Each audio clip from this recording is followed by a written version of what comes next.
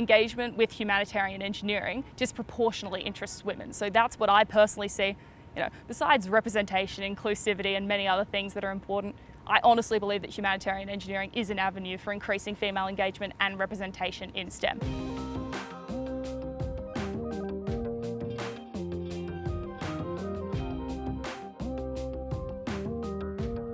The biggest thing that I'm getting out of this scholarship, which I'm incredibly grateful to have, is actually funding next year's local design summit. So half of the funds from this $5,000 grant are going towards making next year's design summit possible. Engineers Without Borders has humanitarian design summits. They used to happen in places like Nepal, Cambodia, but obviously with the coronavirus, they haven't been occurring anymore.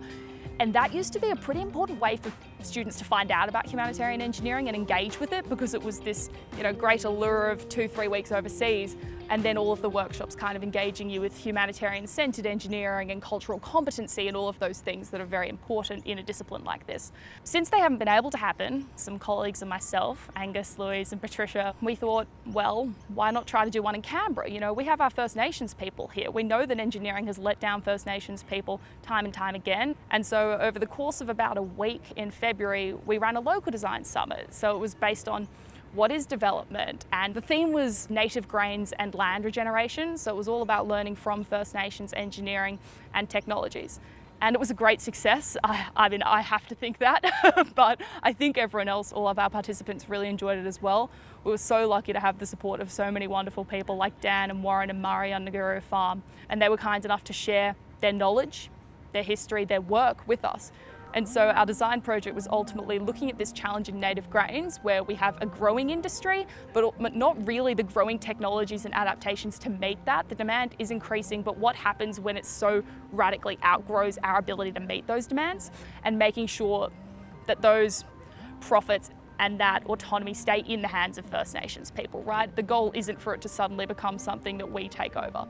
We scratched the surface, right? I feel like I know so much more than I did, but I still know so little because there's so much to learn in this area. And the design that we made at the end, which was basically a design of how to sort and clean grains, these specific grains that we'd been introduced to by Dan and Warren, there's so much more to be done there, undoubtedly. So absolutely, we're hoping to run it again. And there are important things that we've done this year that we'd like to keep, like ensuring that we have First Nations representation and ensuring we're able to pay them appropriately for their time. Ensuring that we have a welcome to country and we can pay him or her. This year it was Wally, he was amazing, that we can pay him appropriately for their time, and ensuring that any First Nations people who want to participate in the summit aren't paying for a ticket, and ensuring that the other tickets that are sold are subsidised to the lowest possible amount that we can, because we don't want it to be an accessibility issue. And that's one of the reasons that having this scholarship, that having essentially what I'm treating as a grant for this local design summit is so exciting.